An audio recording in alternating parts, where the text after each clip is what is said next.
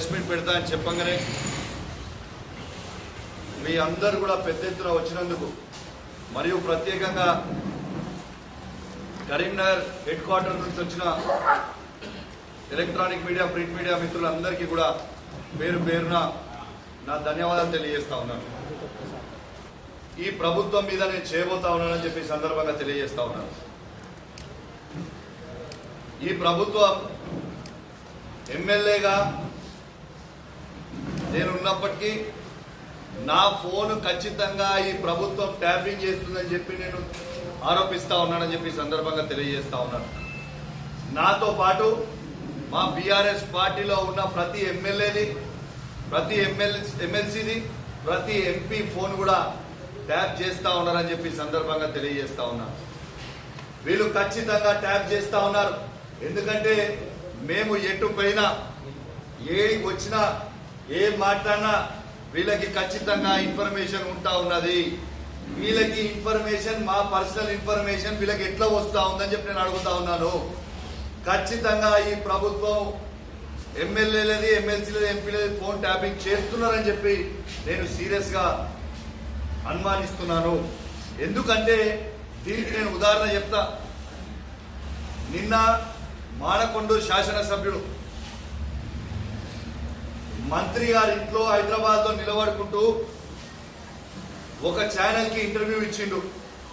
ఏమని ఇంటర్వ్యూ ఇచ్చిండు? దాంట్లో ఇవాళ మానకొండూరు సిఐ గారికి సిపి గారికి టెలికాన్ఫరెన్స్ వస్తలేదు, సిపి గారు మానకొండూరు సిఐ గారితో మాట్లాడతలేరు అని అన్నారు. మరి నేను ఒకటే అడుగుతా ఉన్నాను ఈ ప్రభుత్వాన్ని,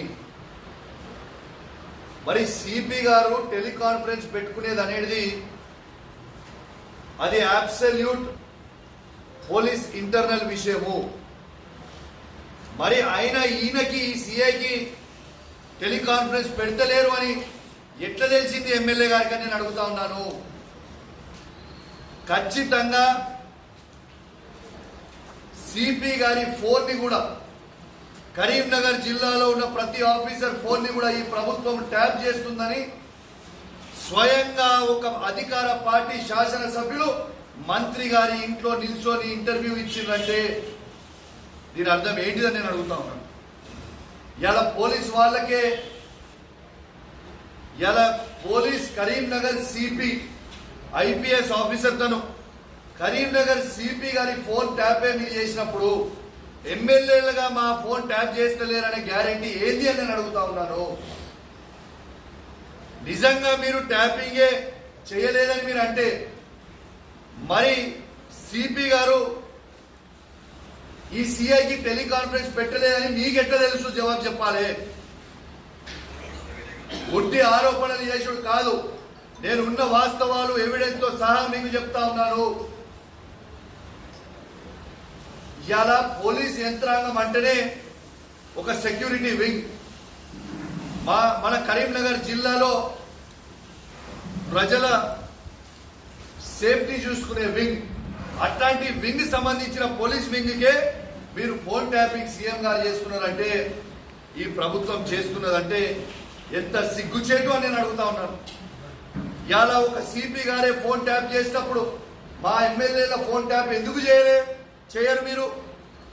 ఖచ్చితంగా మా ఎమ్మెల్యేల ఫోన్ ట్యాపింగ్ కూడా మీరు ఖచ్చితంగా చేస్తున్నారు అనేది ఇదే ఒక పెద్ద ఉదాహరణ. నాకు ఎప్పటి నుంచో డౌట్ ఉన్నది, వీళ్ళు మా ఫోన్లు ట్యాప్ చేస్తా ఉన్నారని. నిన్న స్వయంగా అధికార పార్టీ ఎమ్మెల్యే గారు మాట్లాడిన తర్వాత ఇక కన్ఫర్మ్ అయిపోయింది ఫోన్ ట్యాప్ చేస్తున్నారని. నేను ఒక్కటే మీకు ఒక్కసారి నిన్న కరీంనగర్లో, నిన్న హైదరాబాద్లో మానకొండూరు శాసనసభ్యులు మాట్లాడిన వీడియో ఒక్కసారి మీ ద్వారా వినిపిస్తా. యావత్ తెలంగాణ ప్రజలందరూ కూడా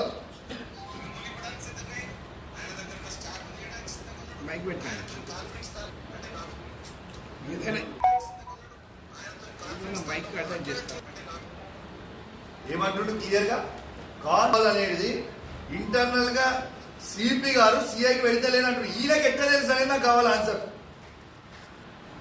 ఎమ్మెల్యే గారికి, మంత్రి గారికి ఎట్లా తెలుసు? సిపి గారు ఈయనకి సిఐకి కాన్ఫరెన్స్ పెడతలేరనే ముచ్చట ఎట్లా తెలుసు అనేది ఖచ్చితంగా యావత్ తెలంగాణ ప్రజలకి జవాబు చెప్పాల్సిన అవసరం ఉన్నది అని చెప్పి సందర్భంగా తెలియజేస్తా ఉన్నాను. ఇవాళ ఖచ్చితంగా చాలా బాధ అనిపిస్తా ఉంది. ఈ ప్రభుత్వము ప్రజల సమస్యలు గాలి కొద్దేసి రుణమాఫీ కాకుండా ప్రజలు అల్లాడుతూ ఉన్నారు. ఇలా రుణమాఫీ నా హుజరాబాద్ నియోజకవర్గంలో ఈ రైతాంగానికి కేవలం ఒక 40% మాత్రమే అయింది. 60% మందికి ఇంకా రుణమాఫీ కాలేదు. నేను వచ్చేటప్పుడు కేసీఆర్ గారు కట్టించిన రైతు వేదికలలో విపరీతమైన జనం ఉన్నారు. ఏదా మీరు ఇక్కడ ఇంతమంది ఉన్నారంటే, సార్ ఇంకా మాకు రుణమాఫీ కాలేదు, ఏమనంటే ముఖ్యమంత్రి గారు మేము మొత్తం చేసినామని చెప్తున్నారు అని చెప్తా ఉన్నారు. చాలా బాధ అనిపిస్తూ ఉంది. వాస్తవంగా బ్యాంకర్స్ మీటింగ్ పెట్టినప్పుడు ముఖ్యమంత్రి గారికి 49,000 కోట్ల రైతు రుణమాఫీ చేయాలని ఆ రోజు బ్యాంకర్లు మొత్తం చెప్పారు. దాన్ని కటింగ్ చేసి 40,000 కోట్లని పార్లమెంట్ ఎలక్షన్లలో, అసెంబ్లీ ఎలక్షన్లలో చెప్పిండ్రు. మళ్ళా అది అయిపోయిన తర్వాత 31,000 కోట్లు అని చెప్పిర్రు. మళ్ళా బడ్జెట్లో పెట్టింది 26,000 కోట్లు. మళ్ళా యాక్చువల్ రుణమాఫీ చేసింది 17,000 కోట్లు. ఆ 17,000 కోట్లు చేసిర్రా లేకుంటే చేయలేదనేది కూడా అనుమానం కలుగుతా ఉంది. మళ్ళా బ్యాంకర్స్తో మీటింగ్ పెట్టుకున్నప్పుడు ఆర్థిక శాఖ మంత్రి గారు బట్టి విక్రమార్క గారు ఏమంటారు, 7,500 కోట్లు మాత్రమే రిలీజ్ చేసినామంటారు. అరే అసలు ప్రజలని ఎందుకు ఇట్లా అబద్ధాలు ఆడుతున్నారు? ఏం చేయాలనుకుంటున్నారు? రైతులకి రుణమాఫీ ఎందుకు చేస్తలేరు? మీ మాటనే కదా, మీరు చెప్పిందే కదా, ఏకకాలంలో రుణమాఫీ చేస్తామని చెప్పింది మీరే కదా. మరి ఇవాళ దాకా మీరు రుణమాఫీ ఎందుకు చేయలేదు? దీని మీద పట్టించుకోమంటే రుణమాఫీ కాలేదురా బాబు అని రైతులు మొత్తం తిరుగుతూ ఉంటే అందరూ వాళ్ళ పేపర్లు జిరాక్సులు తీసుకుపోయి ఏళ్ళని కలిసి ఇబ్బంది పడతా ఉంటే ఇది చేసే పని ఏంటిదే? వీళ్ళకి రుణమాఫీ చేసే మీద శ్రద్ధ లేదు. సిపి గారు ఫోన్ ట్యాపింగ్ చేయాలి, ఎమ్మెల్యేల ఫోన్ ట్యాపింగ్ చేయాలి, ఎమ్మెల్సీల ఫోన్ ట్యాపింగ్ చేయాలి, ఎంపీల ఫోన్ ట్యాపింగ్లు చేయాలి, సిఐల ఫోన్ ట్యాపింగ్ చేయాలి, ఏసీపీల ఫోన్ ట్యాపింగ్ చేయాలి, ఎంఆర్ఓల ఫోన్ ట్యాపింగ్ చేయాలి. ఇది అవి చేసే పని. స్వయంగా మీ శాసనసభ్యుడే చెప్తుంటే ఒక మంత్రి గారి ఇంట్లో కూర్చొని, ఇంట్లో నిలుసోని మీరు చెబుతుంటే ప్రజలకి మీరు ఏం మెసేజ్ పంపుతున్నారు? మీరు ఇద్దరు పోయి ముఖ్యమంత్రి గారిని కలుస్తారని చెప్పి నేను శాసనసభ్యుడు ఏమని చెప్తారు? మేము ట్యాపింగ్ చేసినాం ఫోన్ అని చెప్తారా? ఏం చెప్తారు? You please answer. మళ్ళా స్వయంగా నిన్న ఎమ్మెల్యే గారు ఇంకోటి కూడా అన్నాడు. ఏమన్నారు? మేము పోస్టింగ్లు ఇప్పిస్తే సిఐలకి సిపి గారు తీసుకుంటలేరు అన్నాడు. సరే, అది సంతోషం.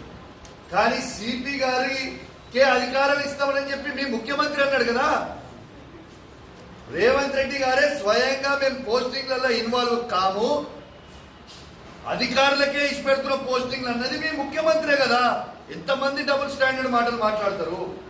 మరి ఎమ్మెల్యేగా మీరు ఇచ్చినప్పుడు పోస్టింగ్లు ఇవ్వాలంటే మరి నేను కూడా హుజరాబాద్ నియోజకవర్గ ఎమ్మెల్యేనే కదా. మరి మేము లెటర్లు ఇస్తే మీరు ఎందుకు యాక్సెప్ట్ చేస్తలేరు? ఎందుకు పోస్టింగ్లు ఇస్తలేరు అని నేను అడుగుతున్నా. నువ్వు ఎమ్మెల్యేనే, నేను ఎమ్మెల్యేనే. అంటే నీకైతేనో వ్యభిచారం, మాకు చేస్తారో సంసారమా? ఇదే ముచ్చటలే. ప్రతిదీ ఇదే విధంగా చేస్తా ఉన్నారు. ఖచ్చితంగా వీళ్ళు ఇచ్చిన 10 కోట్ల రూపాయల ఎస్డిఎఫ్ కి కూడా అధికార పార్టీ ఎమ్మెల్యేలు అయితేనో ఎమ్మెల్యే ఇచ్చిండ్రు, అధికార పార్టీ ఎమ్మెల్యేలు అయినప్పుడు ఎమ్మెల్యేలు ఇచ్చారు. ఎక్కడైతే వాళ్ళకి ఎమ్మెల్యేలు లేరో వాళ్ళ నియోజకవర్గం సంబంధించిన వాళ్ళు ఎవరైతే ఓడిపోయి